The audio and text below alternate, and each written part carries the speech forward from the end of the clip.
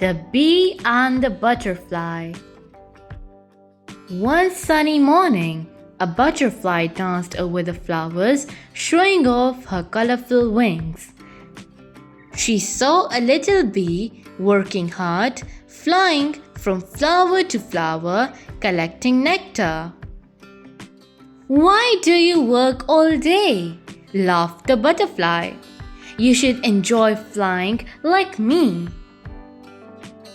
The bee smiled and said, "I'm storing nectar for the rainy days.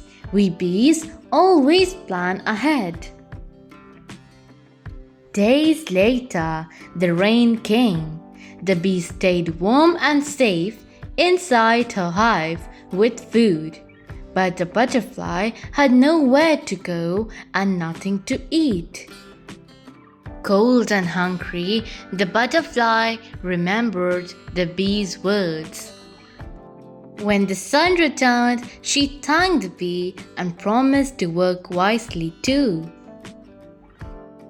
Moral of the story: hard work and planning bring safety in tough times.